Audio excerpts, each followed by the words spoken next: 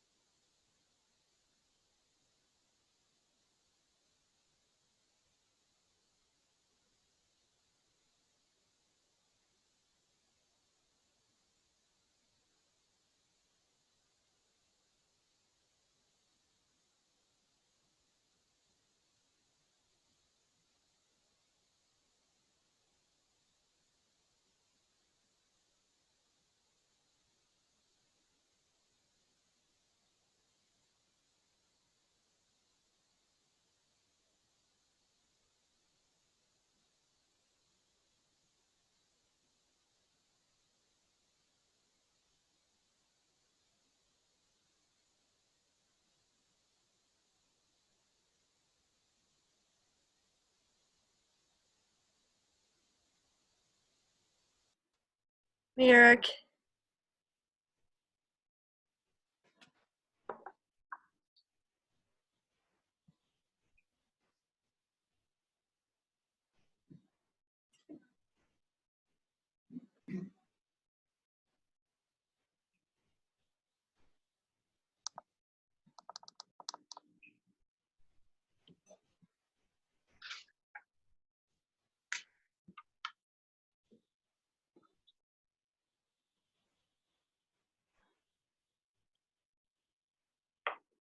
Hi, Eric.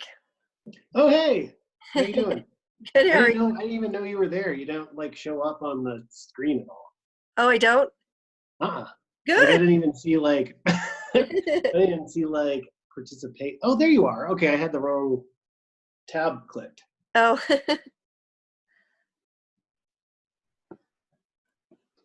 Hey, here's Cash.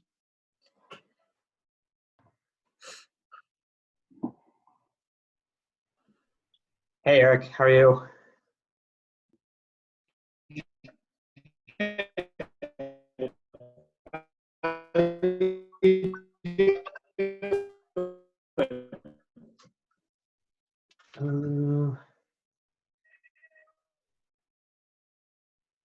Hey, sorry I missed you. I don't know if it was yours or mine. Can you hear me?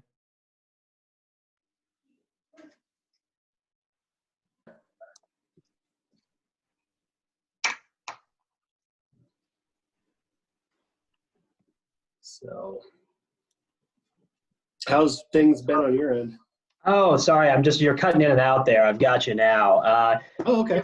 It's been fine, but pretty busy with work, which I can't complain about. But obviously doing it from home, we can't go to court or do depositions in person. So like, Right. I've been doing depositions over Zoom, which is kind of weird, and like it is for everybody. So it's been okay. Yes. Hey, Jason. Hey, how's everybody doing? Not too bad. Good. I see Melinda is on.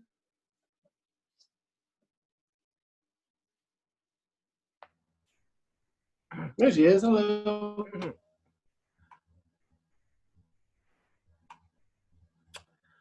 Hey, Cash, it says you're Eric Sampson. Yeah, I logged in through Eric's. He's like the talented Mr. Ripley.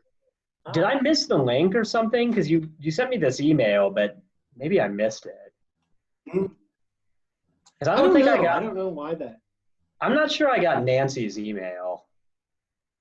Oh, okay. Yeah, I'm checking. She didn't. I don't think I was on that. She didn't put me on her email. Okay. Okay, this is Shelly. I'm able to edit the other Eric. Is it Cash? Yeah. Last name? Parker, Parker. Let me see if I can change that. Yay. Thank you. Sure, you're welcome.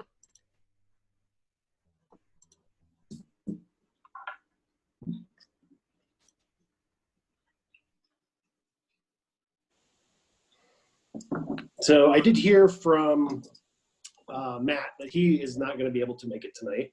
Oh, there's Lauren. All right, sweet. We have a quorum.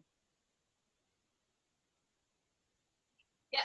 Sorry, it's taking a minute to get my video on. Oh, no worries.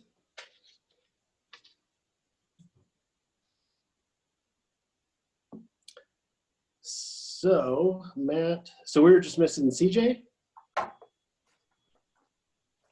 think. Okay. So I think we can go ahead and start going here. A couple things that I've kind of learned using Zoom over the past month is that if you're not talking, it's best to mute yourself. Otherwise, there's a lot of talkback that occurs and some feedback, and it becomes harder to hear some people because of the echo. So just kind of a tip moving forward. So Melinda, if you want to go ahead and call the meeting to order, and we can get going. I can do that. We're still waiting for CJ and or I hope, but you know, Matt's not going to be able to attend, but let's get started. It says it's 6:34 and we can even record video of this now, but so our first item is to approve the minutes from February, which seems a long time ago. I did have one little edit on them because they say that Chair Cooper called it to order, and we keep telling Nancy that, but other than that, I don't have a problem with it. Okay, I'll make sure we get that updated. Okay. So we can just go approve as amended if that's okay with everybody. Okay. I move to approve as amended. Second. All in favor? Aye. Aye. Aye. Very well, the minutes are approved.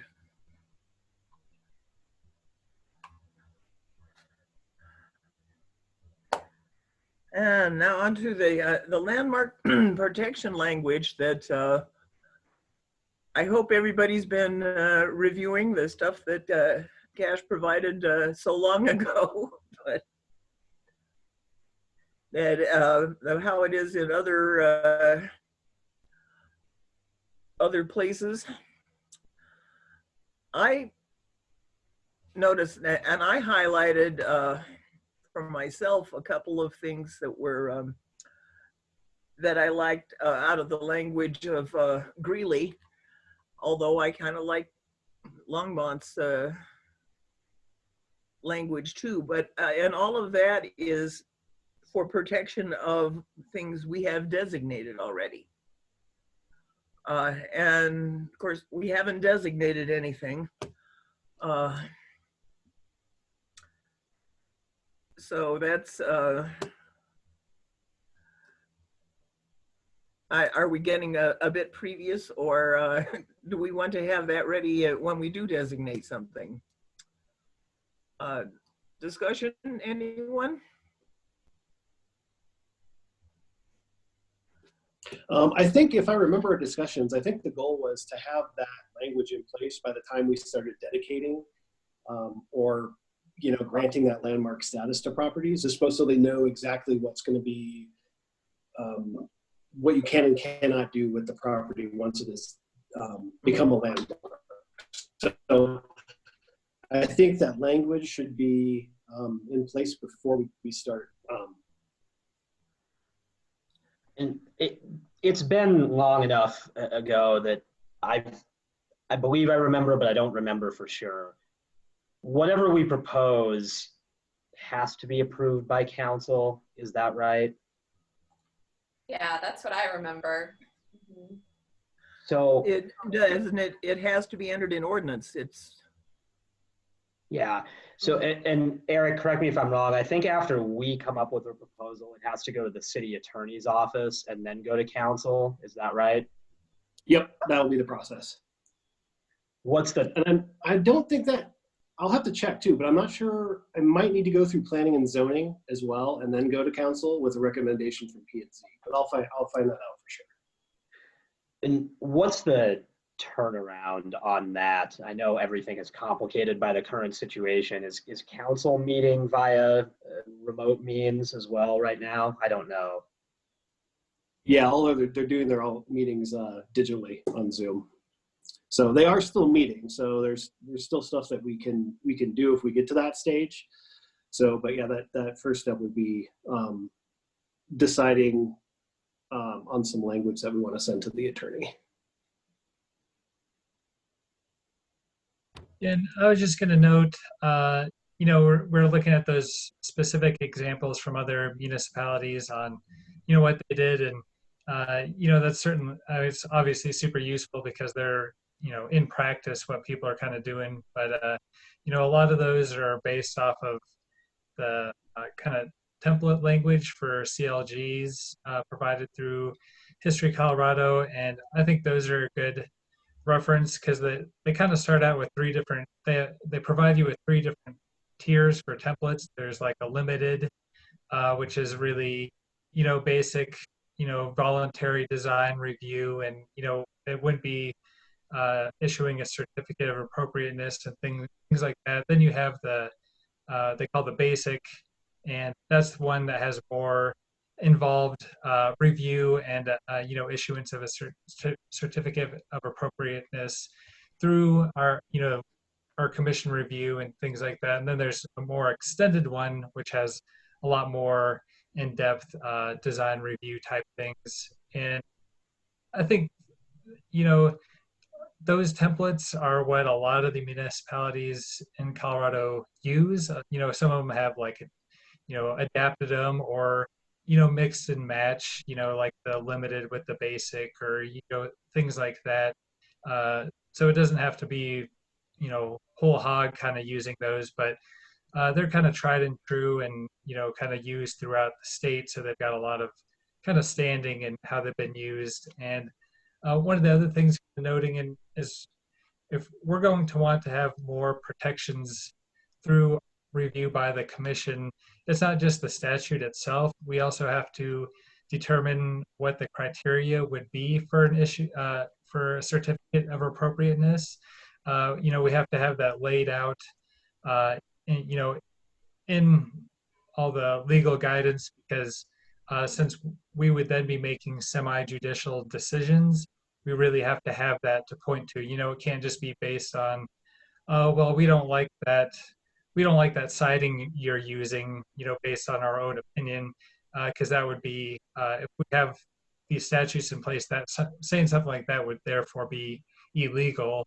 So you really have to have these kind of criteria down. And that's something else you see a range of through different municipalities. Some have like a really long list of what they're looking for that meets those expectations. And others are more kind of broad, kind of 4 bullet points of kind of what to look at. And all of them are kind of based on the Secretary of Interior standards for rehabilitation. That's kind of like the benchmark for those overall. But I was just going to point, if we don't want to start from scratch, there's those template language, and then just keeping in mind that we also have to have additional guidance in place on how we determine, what our comments are and are not. Because again, once we're getting to that, semi-judicial and legal kind of stuff. So have to make sure we have standing and indemnify ourselves on it. that's like the certificate of approval that or that documents our comments, right? That, yeah. So I guess Jason- the language I liked from Greeley was just one paragraph, but I mean, it summed it up that a review was required to reconstruct, improve, demolish, or in any way significantly alter or change a designated property. That seems like that's the top line, and then we go into detail about what is a reconstruction, what is an improvement, and so forth. And we multiple times discussed demolishing properties and trying to stop historic properties being demolished.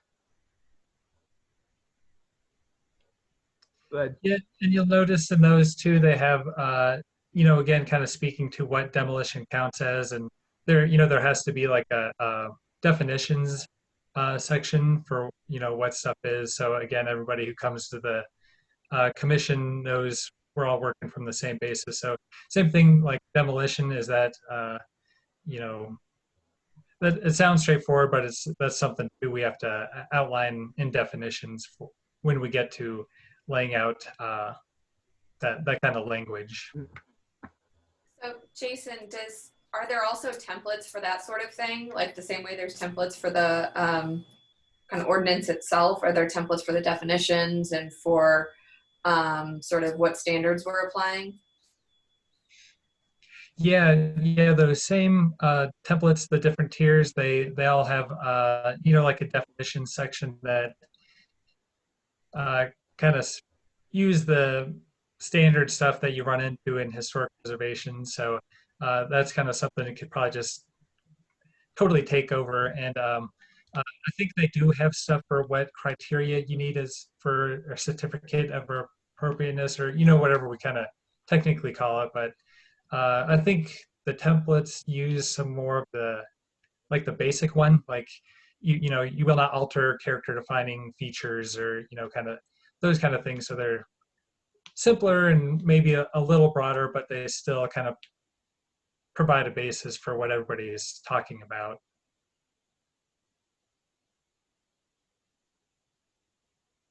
Is there a way you can send us those to read through? Yeah. Let's see. I could email the link to the web page. I don't see a chat thing on here that I could just send through there, but I could email it.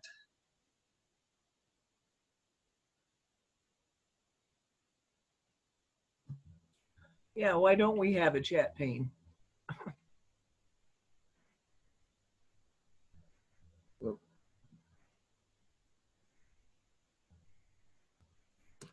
Because I have something I wanted to share with you all later. We can always share it over the shared drive that we have.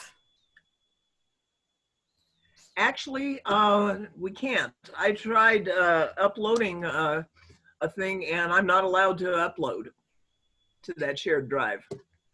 Is that because Mike had started it, right? Yeah, and I don't know whether anyone else has tried uploading to it. I have not, Yeah. but we could start a new one, like a team drive, and that way it's not as, I don't know exactly how they work, but they're not dependent on like who starts it. It's anyone can access it and upload things to it. And because I mean the drive that Mike started is still there, everything's still on it, but we can't add anything to it. So that was Would it be easier just to start a new one? probably Just a thought. that. Because I don't think there was, I mean, I think I have copies of everything that was on the shared drive as well. So it'd be pretty easy to load back into that from my end. But yeah, if somebody wants to feel like starting up a new shared drive, that would be awesome. Yeah, Do that. I don't know whether I'm technically savvy enough, but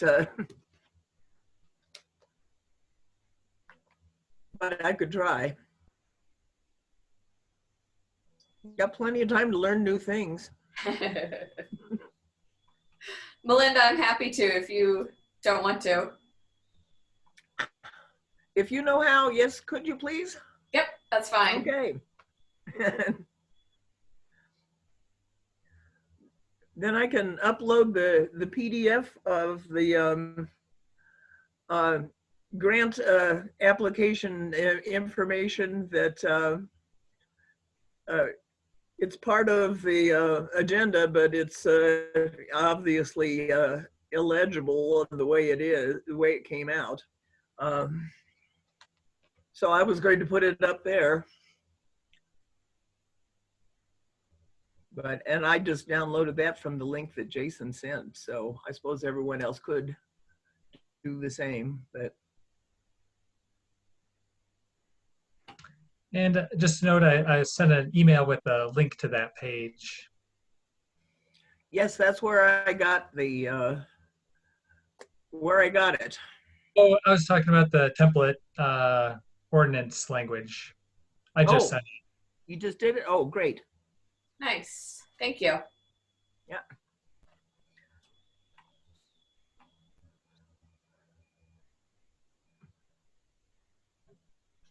So let's keep that on the agenda for next time.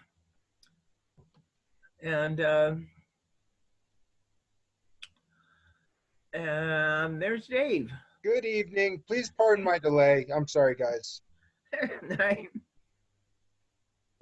No problem. I saw there was link issues that Nancy then resent. Yeah, and I actually forwarded the user same issues link. as well in this case on my end. So yeah, I forwarded the same link to Dave that I did to Cash, and so that's why he's showing. Oh, there it is. He showed up first as Eric Sampson as There we well. are. So it looks like that's figured out. So that's good. That's a sweet background, Dave. Yeah. I'm new to Zoom, but City Council has forced me to get a little bit more clever with my backgrounds. I would like to do a clever background, but I found one for Cinderella City too. It's the food court from the 80s. And I haven't used it yet because I'm not sure if people are going to know what the heck it is. But I'm tempted every time.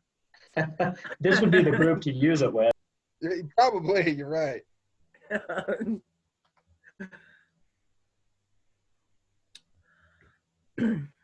Okay, well, and Jason, you've all you've missed, Dave, is that we've been discussing the landmark protection language that will want to be enshrined in ordinance at some point. Thank you. And I'm following on the agenda now as well. Okay. I've got a quick question while we're on that. So Jason, you said there were like 3 different tiers to kind of the templates.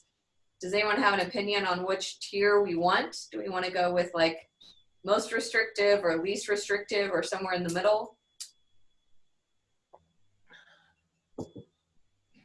My thought is, since, I don't know, there seems to be some hesitation with it, maybe start with the least restrictive.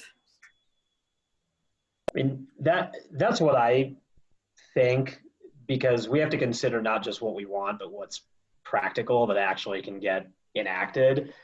I understand the desire for perhaps higher levels of protection, but to me, that seems like a logical starting point.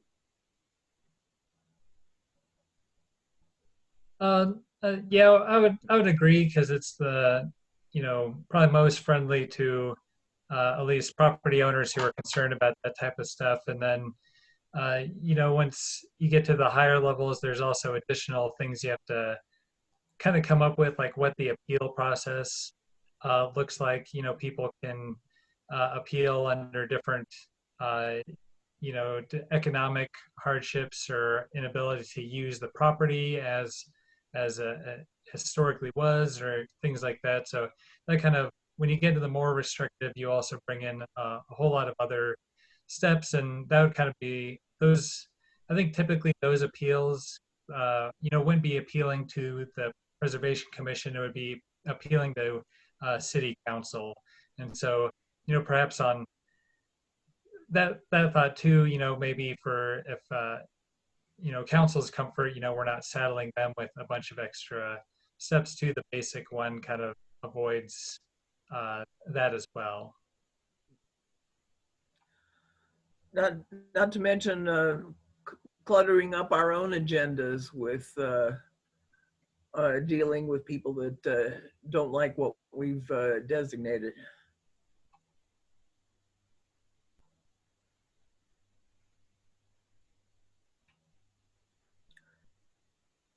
Okay. The next thing on the agenda is the neighborhood mapping. And that was what CJ was working on. Since she apparently can't connect. No, and I've been monitoring my email too, and I haven't received anything from her yet. So yeah, if she only connects via cell phone, she might have a problem. But well, and I spoke with her about a little bit after we had talked about doing the Zoom meeting too, and she said that she was going to be ready for it, and so, but I haven't heard from her since then. So that's all I know. yeah. Well, let's if she shows up late, then we can come circle back to this. What do you say? And then we'll. I do have one question about it, because there was sort of like a parallel kind of movement going on with the city with establishing neighborhoods and getting a map. Is that stopped, or has that been continuing at all? I had the impression it required a lot of face-to-face discussion with people, or with the Historic Preservation Society. And so it's kind of one of those things that just isn't happening right now.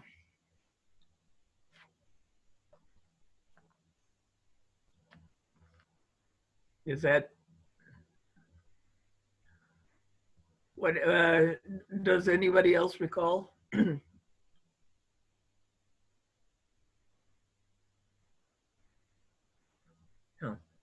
particularly.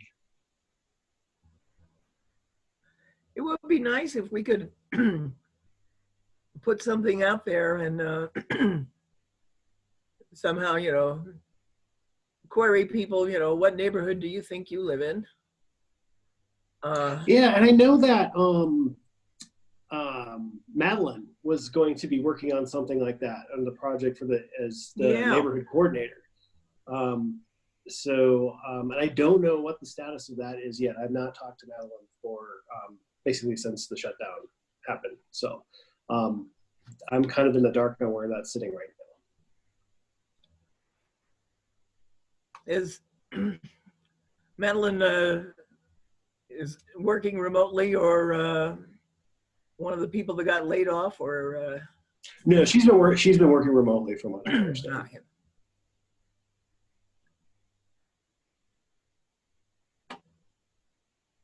Well, too bad she can't be here to tell us about it then. I'll make sure, and I'll touch base with her between now and our June meeting, and just make sure that maybe have an agenda item where she can kind of update it on her progress, and maybe how her progress is being impacted by the shutdowns and the COVID and all the hurdles that we're dealing with right now. So I'll make sure to do that. Okay.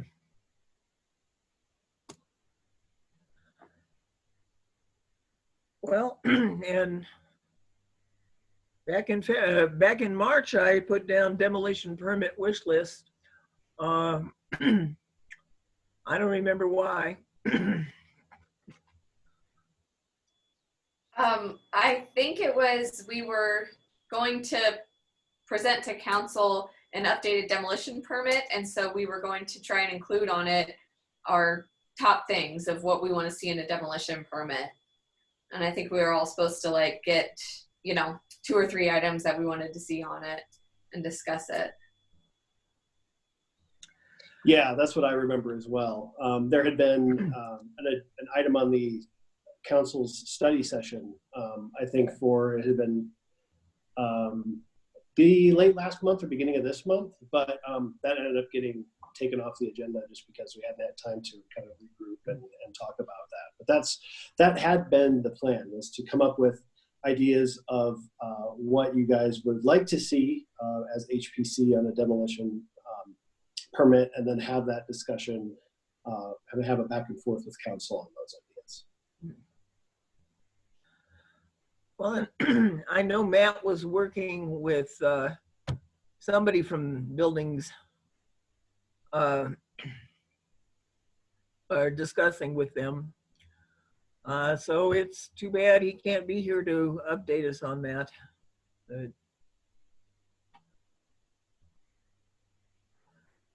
Yeah, I couldn't remember what that was, so I did not really review any of that kind of stuff. I think that was a big part, was kind of checking with the, permitting and what their thoughts were. I guess, because it seemed like we kind of had a draft demolition permit that had, some really good stuff on it, so I think we're pretty close on that. And then, yeah, maybe it's just, kind of what Matt was doing, just kind of double checking what is actually feasible on that document. Yeah, I think that was why we were going to revisit it, even though it, like I say, it wasn't on the agenda in February.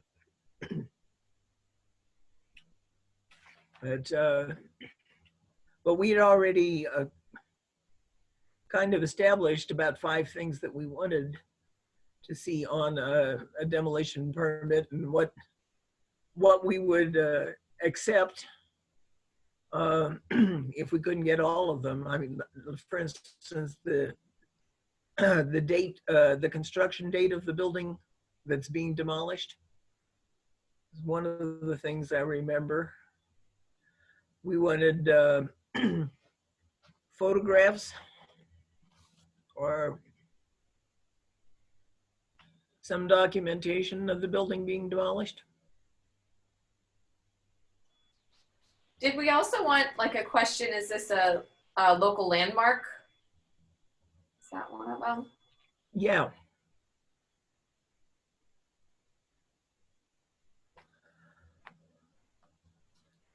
But since that, well, and I know council has to approve the changed permit, and it hasn't been presented to council yet, I believe. So there's still time. It's still in work. Yes.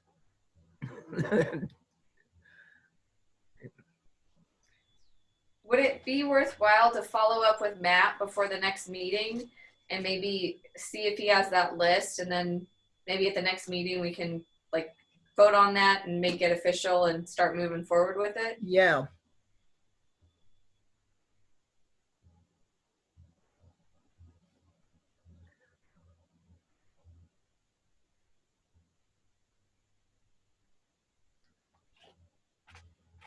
I know I had it in notes somewhere, but I'm looking back through some of like the draft demolition permits they have put together, and one item in here that I think is really good is, have neighbors been notified of the demolition or the demolition proposal? yeah.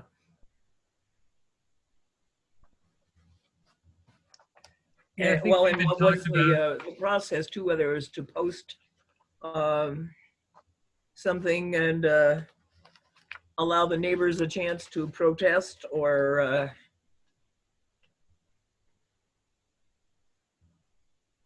at least prepare for it.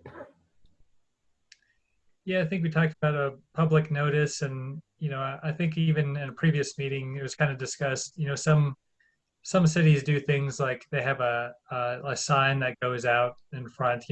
Obviously printing signs is money, and with the situation there's not a lot of money stuff, but posting in some public outlet is still feasible. So like I said, I remember signs kind of coming up. Those are probably not as feasible as they used to be because of economic issues from the pandemic, but yeah, still put notices places.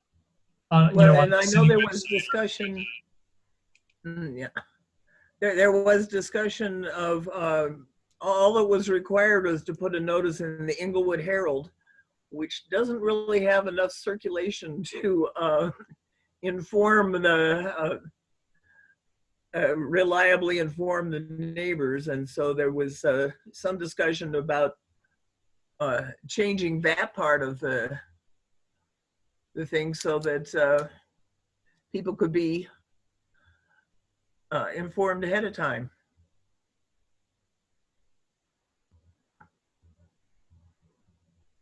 But at least that's what I recall.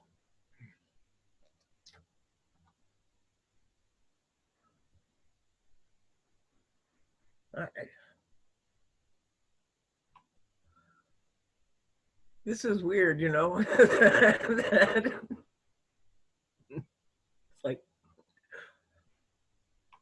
like to hear some feedback here, but well, let's move I on remember to. the discussion about the Inglewood Herald not being quite enough. But yeah, I like the sign idea because I think that for the people in the surrounding neighborhood, they're most likely the ones that are going to see it as they're walking or driving by. So if we could, find a way to do that, if it's approved, I think that would be the best method. Well, and it does. While it does cost money, that should come out of the cost that we're charging for the permit. The contractor does have to pay, but I mean, I know it's something ridiculously small, but that's one way we can maybe protect some of historic properties is just raise the price on a demolition permit. Hey, What is it like? Is it $50 right now? that's I think what I remember. Yeah.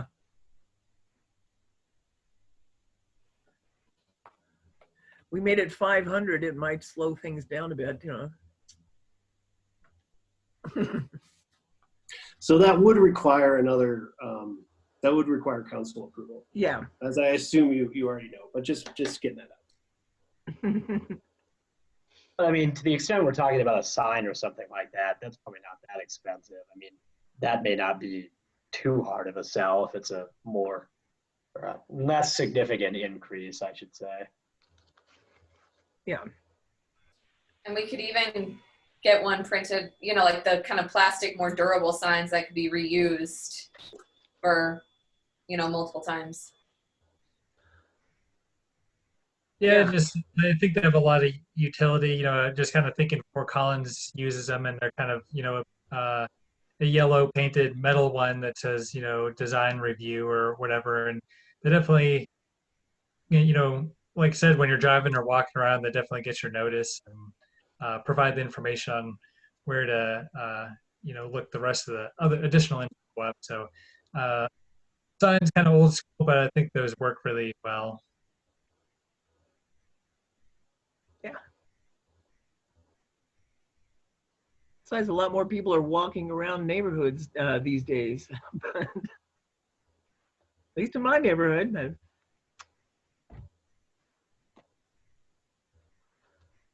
Okay, and we had, in the new business, we had the survey plan grant application, but start with a question. Jason, do you know,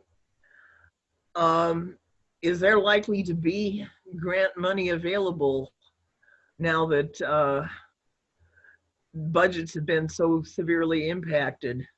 And I assume historical society and certainly I know the state is really short of money. So is there going to be money available? Yeah, so it's kind of all that stuff's kind of in flux right now. So for the State Historical Fund, their funding comes from limited gaming funds from the 3 gaming cities, and so obviously those have all been shut down. So there's revenue has for those have dropped, a lot, And so it's kind of hard to say right now because the things kind of change every day. You know, they did award the April deadline grants. So, you know, they just awarded the mini grants, which were $35,000 under. And I think it's pretty soon they announced the general grants, which is 35,000 and up. So they still issued that, but it's also right now, you know, it doesn't look like there's, you know, there may not be, you know, there's 2 grant rounds per year. It may only be the one. The survey grant, you know, that was one of their rotate on a rotating basis, and I don't know what those are going to look like. So as of right now, I think it's really unclear how grants from the State Historical Fund are going to go. I think it's something they'll probably know better at the end of the fiscal year, so end of June, probably have a better idea. But it's really been hard for the folks over there just because it's basically changed every day. So again, their funding is not tied. It's not state. It doesn't come from the state general fund. They get no tax money or anything like that. It's all from the general gaming funds from Black Hawk, Central City, and Cripple Creek. And so it kind of also depends on, you know, how long those remain closed and what their reopening looks like. So at this moment, it's kind of hard to say. Well, and we missed our window for applying for the first round anyway. It wouldn't have, So so the next is, survey plan is on a rotating basis. There's no deadline for those.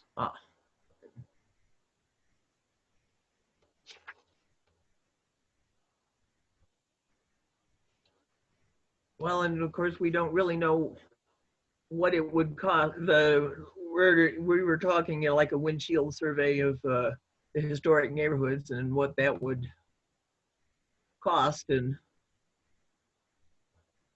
So I'm assuming that those kind of windshield surveys, are they even occurring right now, or is that everything just been kind of put on hold on that side of things?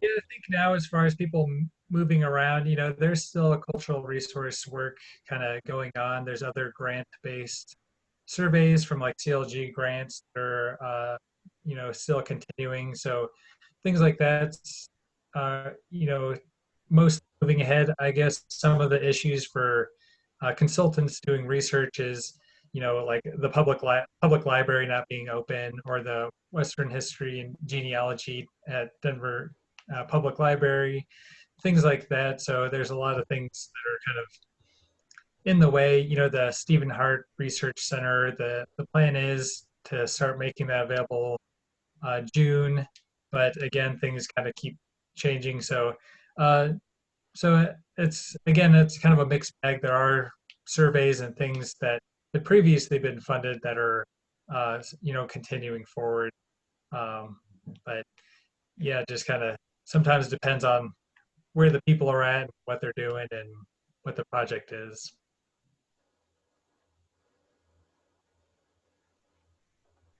All right, thanks, Jason.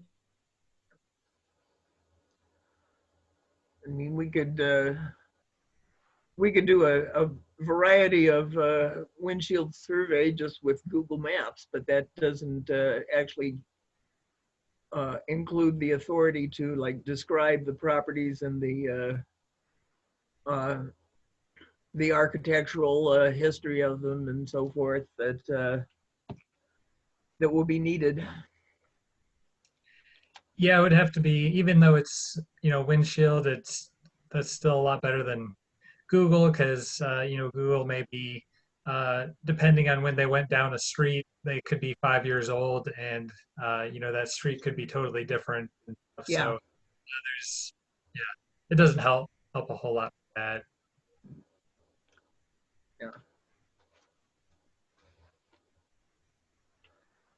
Yeah, I think we'll just have to continue to hope on that one. And it's something you know, I'll query with them. I just really haven't, because they're all pretty busy with the things again changing basically every day. They come into work and have to figure out a new plan. So I haven't done so just because they got a lot on their plate right now. I'm so glad I don't work for the state anymore.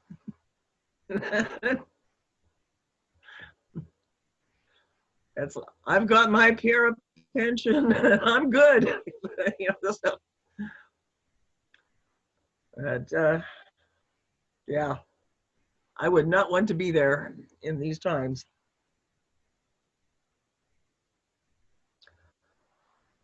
So, staff, do you have staff's choice? No, I don't really have anything for you guys. So this is my first week back in the office. We're kind of doing a skeleton crew rotation. And so I'll be in this week, working from home next week and back and forth. So yeah, that's about pretty much all that's going on city side. So.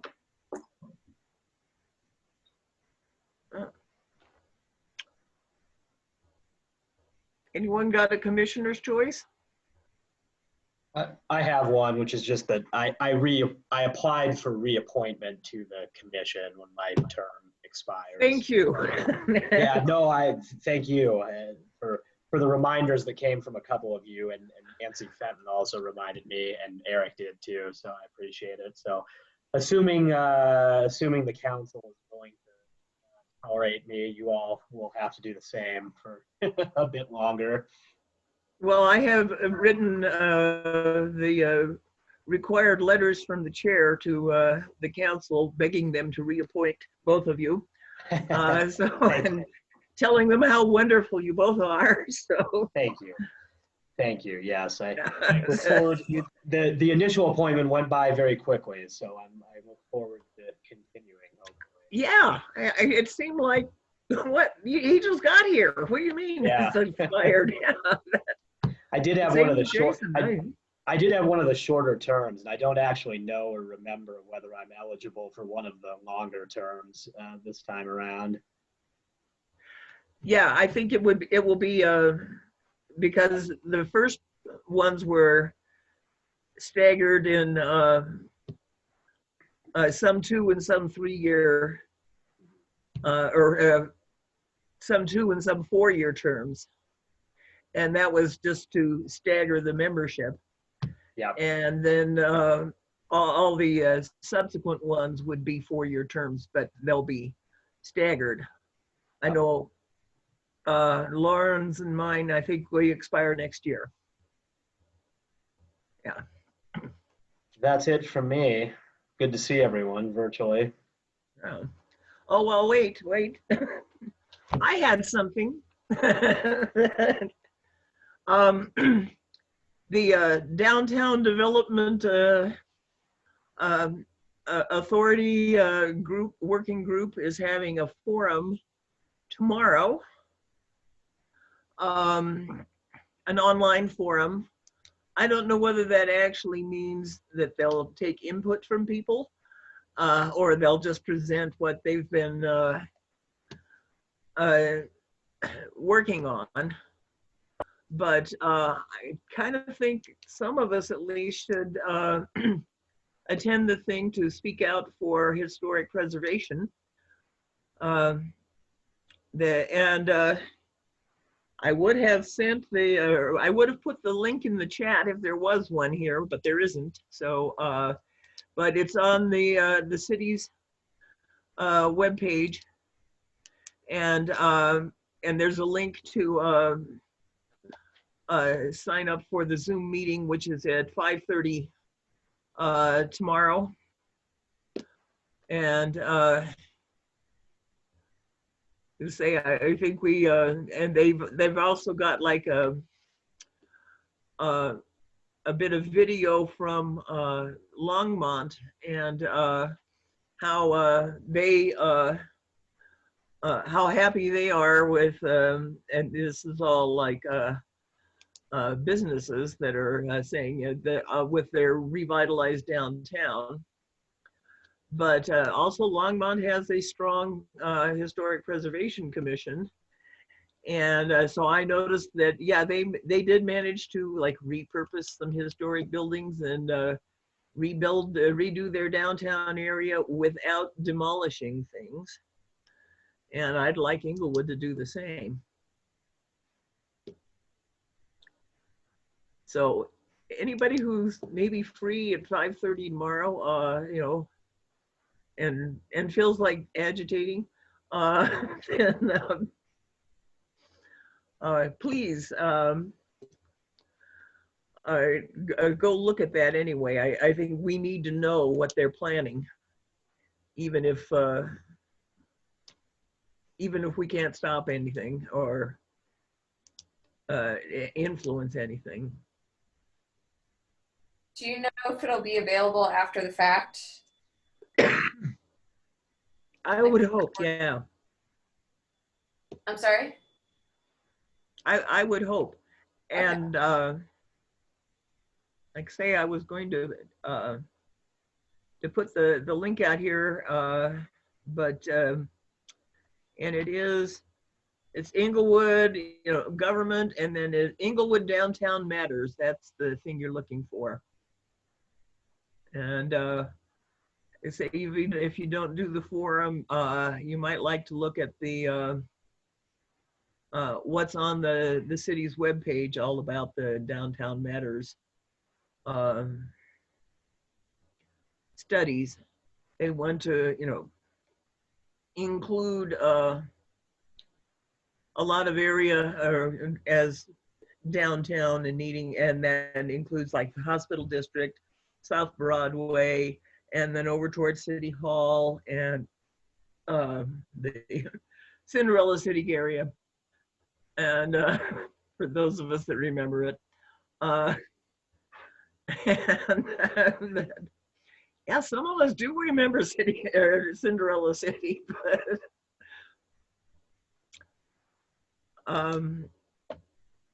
so that was what I had. Anybody got anything? I was just saying, it looks like there's also an associated survey that they have with it. Yeah, the survey is closed. What I'm looking at still open. Oh. Yeah, I guess I had a quick commissioner's choice. I was just going to let people know for if you're looking for history and historic preservation stuff to keep you occupied while all this is going on. You know, our office has been doing a series of webinars each week on Wednesday at noon on a variety of topics. They've included, you know, I did one with my coworker on the National and State Register. There's been a Preservation 101, tax credits. There's those ones we've already done, but they're archived, so you can just register and watch the Zoom video, and I think they will go up on our YouTube, History Colorado YouTube page. There's 2 more webinars remaining for that series for Archaeology and Historic Preservation Month, and it's next week is Section 106, and then the last one is like researching your historic building. So they've been having good attendance, and I think people are finding them useful. And History Colorado is also doing other stuff. Their Borderlands lecture series, they've been doing that online. So I think that's, I don't know if it's the same day every week, but you know, there's just some Colorado history stuff going on to try to occupy your time.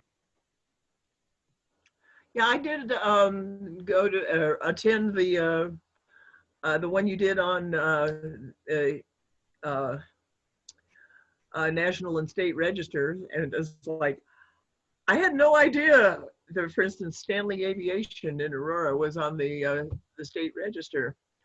I remember that from my childhood. Yep, so that's also a successful preservation tax credit project. They use tax credits to turn that into the marketplace that it is now. Ah. And, well, and I'm signed up for the researching your historic property one. And yeah, it was very interesting. So if no one else did one, I say I can recommend it. Yeah, the researching your historic building, that's a good one. It's, you know, so staff member Erica Schmelzer, she's been doing that talk for a number of years, so she's got it really down pat. Looking forward to it.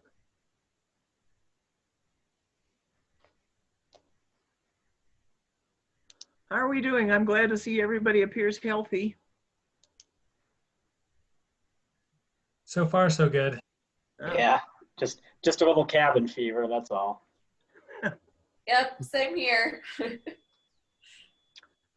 I just, before coming to this Zoom meeting, I was at a Zoom memorial for one of the regular Habitat for Humanity volunteers, which went into multiple pages of people, but it's like you just have to keep checking on people and say, yeah, we're, you know, all the Habitat people were like, I miss you guys. But and that is, it would be nice to actually speak to real faces, even faces behind a mask, but you know, up close and personal. It makes a difference. Yeah.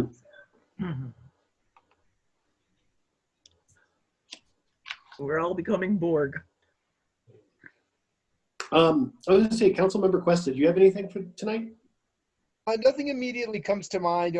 I know we touched on the funding and then where's a lot of coming up from, and not specifically for this board, but that's, I'd say, a primary focus of council right now is how is funding looking. Inglewood actually hasn't been hit too hard. Believe it or not, we were up March. Now March just had that late in the month hit. Our 2020 March is better than 2019 March. And thus far, our 2020 April is better than 2019 April, which I had to look at several times because I couldn't believe it. So I guess a primary component of that is we aren't nearly as dependent as some other cities are for retail. We don't have a shopping mall, shopping center. We have plenty of industrial.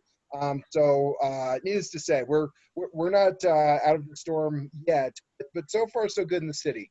I think that our city manager has done a great job interacting with Tri-County Health and just really being as out front as possible and any mitigating things we can do. So, you know, everybody's just trying to figure out what tomorrow brings, and I think the staff deserves a world of credit for doing so.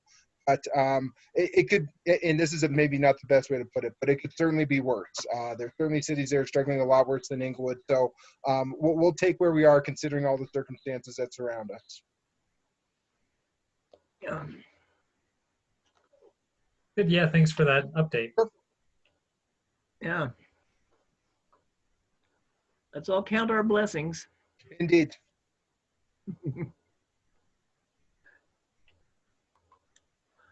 Who wants to move that we adjourn then?